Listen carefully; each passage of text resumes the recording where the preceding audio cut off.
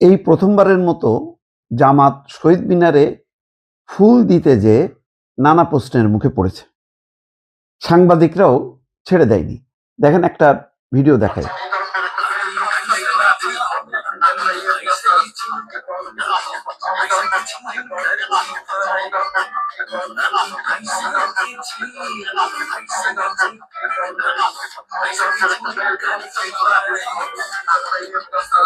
জামায়াত সাধারণত কখনো ফুল দিতে আসে না শহীদ। এবার আপনারা কি মনে করেন? এবার রাষ্ট্রীয় আচার হিসাবে এটা আমার দায়িত্ব, বিরোধী দলীয় নেতা হিসেবে এটাকে আসতে হবে আমার সঙ্গে। এখন কি জামাত এটা না দায়িত্ব মনে করে?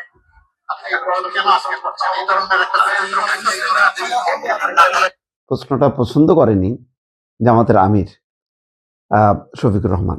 স্বাভাবিকভাবে বিব্রতকর। এমনিতেই তাদের মানে লম্বা সময় ধরে যে তারা কেন ফুল দেয়নি এটার ব্যাখ্যা তারা দেয়নি, কিন্তু ধারণা করা হতো যে এটাকে তারা পূজার হিসাবে একটা তুলনা করত এবং সেই কারণে শহীদ মিনারে কখনো জামাতের পক্ষ থেকে ফুল তারা দেয়নি।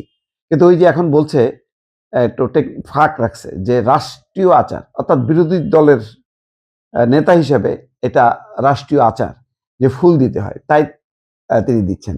কিন্তু এই কথা যদি বলতেন যে না, আমরা অতীতে যে ফুল দেইনি বা পুষ্পমাল্য দেইনি বা পুষ্পস্তবক অর্পণ করিনি, আমরা যে কনসেপ্টের উপর ভিত্তি করে, সেই কনসেপ্টটা আসলে সঠিক ছিল না।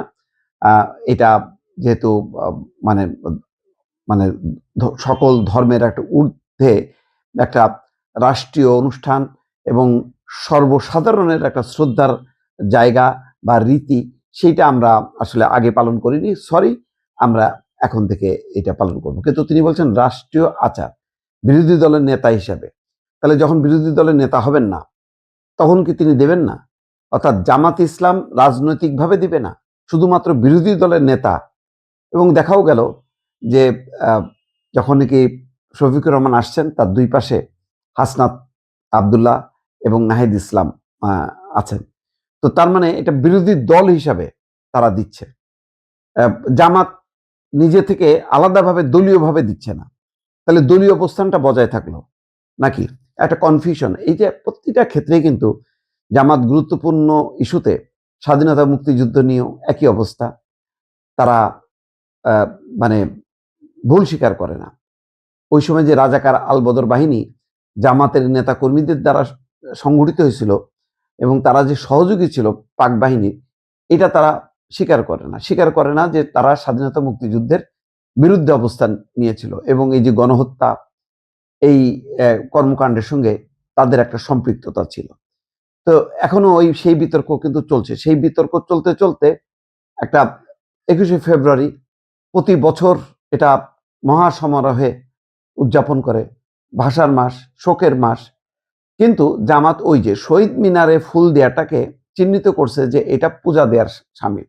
হিন্দুরা ওই যে যেহেতু ফুল দিয়ে পূজা করে, এটাও তারা এই আওয়াজটা একসময় তারা তুলেছিল এবং সেই কারণে জামাত কখনো শহীদ মিনারে ফুল দিতে আসেনি।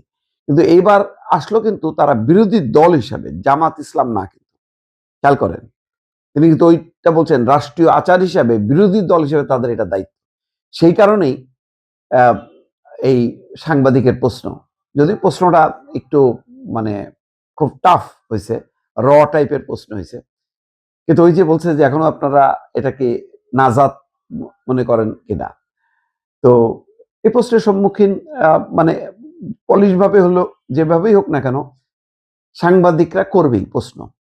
তো এই প্রশ্নটা ভালো লাগেনি, সেই জন্য ঘুরে দাঁড়িয়ে তিনি চলে গেলেন আর কি। তো এই ধরনের প্রশ্নের মুখোমুখি হইতে হবে যতক্ষণ না পর্যন্ত জামাত এই 21শে ফেব্রুয়ারির শহীদ মিনারে পুষ্পস্তবক অর্পণ, মুক্তিযুদ্ধ, স্বাধীনতা, এই বিষয়গুলো পরিষ্কার না করে, ততদিন পর্যন্ত এগুলো তাদেরকে তাড়া করতে থাকবে। এটা মানে মানে কোনো মানে ফাঁক থাকবে না, বা এটা তাদের হয়তো নিয়তি যে তারা এই বিষয়গুলো ক্লিয়ার করে না, সবসময় একটা ফাঁক রাখে। যেমন এইবারও তারা ফাঁক রাখলো যে শুধু বিরোধী দল হিসেবে, রাষ্ট্রীয় আচার হিসেবে আসলো, তার মানে জামাত এটা মানসিকভাবে গ্রহণ করলো না।